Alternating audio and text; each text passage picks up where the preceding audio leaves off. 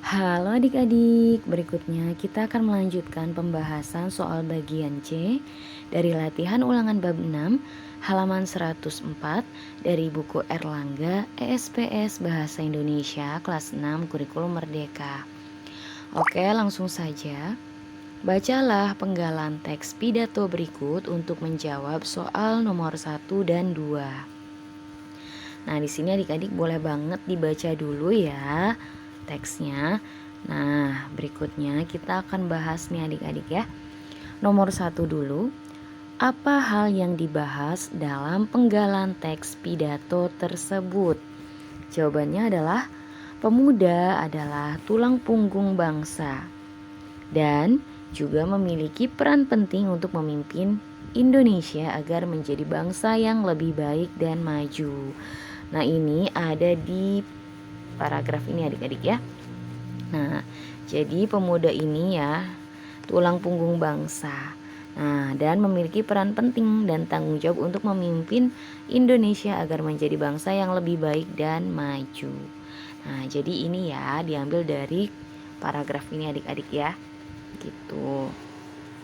Jelas ya tadi ya. Pemuda adalah tulang punggung bangsa dan juga memiliki peran penting untuk memimpin Indonesia agar menjadi bangsa yang lebih baik dan maju.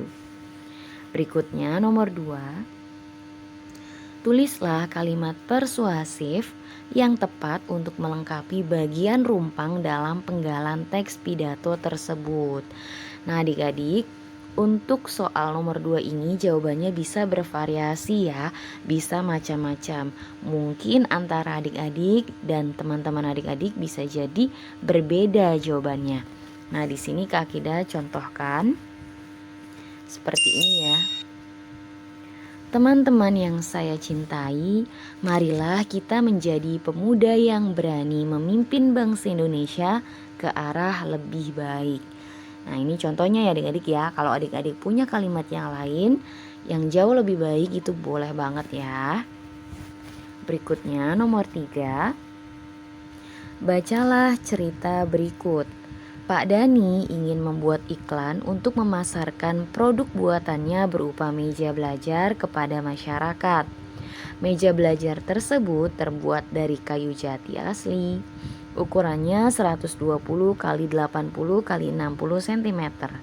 Harganya Rp1.000.000. Masyarakat dapat membeli produk tersebut dengan menghubungi Pak Dani di nomor 081 066 82455 atau datang ke toko di Jalan Raya Danau Biru nomor 2 Depok, Jawa Barat. Buatlah iklan media cetak berdasarkan cerita tersebut. Nah adik-adik, untuk soal nomor 3 ini silakan adik-adik bisa dicoba ya. Karena untuk iklan media cetak itu bisa bervariasi jawabannya nih adik-adik, mau seperti apa model desainnya ya. Yang penting adik-adik harus mencantumkan produk yang ditawarkan itu berupa meja belajar ya. Kemudian untuk harganya nih 1 juta. Kemudian ukurannya juga boleh disebutkan ya. Yang penting sesuai dengan informasi yang ada di sini adik-adik. Nah, buat yang berminat untuk membeli bisa menghubungi kontak ini wajib ya dituliskan juga atau datang ke toko di Jalan Raya Danau Biru nomor 2 Depok, Jawa Barat. Gitu ya. Nah, pokoknya informasi yang ada di sini harus dicantumkan adik-adik. Yang penting-penting kayak ini juga bisa dicantumkan ya. Nah, terbuat dari kayu jati asli. Silakan adik-adik bisa berkreasi ya untuk iklan media cetaknya. Oke, berikutnya nomor 4. Apakah kamu setuju jika ketua kelas ditentukan dengan bermusyawarah? Tulislah pendapatmu dalam satu paragraf argumentasi. Nah adik-adik, soal nomor 4 ini juga jawabannya nanti bisa bervariasi. Ya, bisa berbeda-beda nih karena di sini diminta pendapat. Ya. Nah, kalau adik-adik sendiri gimana nih? Apakah setuju atau tidak dengan cara bermusyawarah? Nah, di sini Kak Akidah contohkan ya. Nah, di sini kita setuju ya. Nah, untuk paragraf argumentasinya seperti ini. Adik-adik boleh juga kalau ingin berbeda ya paragrafnya, silahkan disesuaikan saja. Nah, paragraf argumentasinya, dalam proses pemilihan ketua kelas, alangkah baiknya dilakukan dengan musyawarah. Musyawarah dilakukan untuk mencapai mufakat.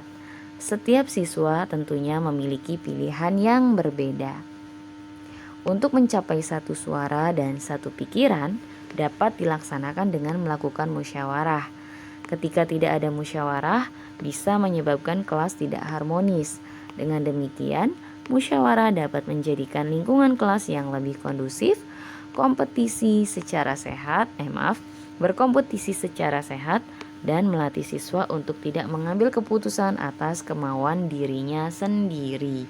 Nah, ini paragraf argumentasinya ya adik-adik ya. Kalau adik-adik punya yang lain silahkan, boleh banget. Berikutnya nomor 5, tulislah perbedaan surat resmi dan surat tidak resmi. Nah, untuk perbedaan surat resmi dan tidak resmi, nih ya. Pertama surat resmi dulu nih adik-adik. Surat resmi dibuat oleh organisasi, lembaga, atau instansi resmi. Misalnya sekolah, kepanitiaan, organisasi, masyarakat, dan instansi pemerintahan. Surat resmi ditulis menggunakan bahasa formal yang memuat kalimat efektif dan kosakata baku. Nah, sedangkan untuk surat tidak resmi ya dibuat oleh perseorangan atau pribadi. Misalnya surat yang dikirimkan kepada keluarga dan teman, serta surat undangan ulang tahun. Surat ini umumnya ditulis menggunakan bahasa nonformal atau bahasa sehari-hari. Itu ya adik-adik ya, perbedaan surat resmi dan surat tidak resmi. Oke adik-adik, mungkin pembahasan kali ini cukup sekian dulu ya. Untuk pembahasan soal yang lainnya akan ada di video berikutnya. Silahkan adik-adik bisa cek juga di playlist ya untuk pembahasan soal-soal yang lainnya. Dan untuk pelajaran matematika ada di channel Kak Akidah yang satunya di @nurakidah02. Atau bisa cek di deskripsi yang ada di channel ini ya. Semoga bermanfaat adik-adik. Jangan lupa untuk di like dan juga di share ya. Terima kasih.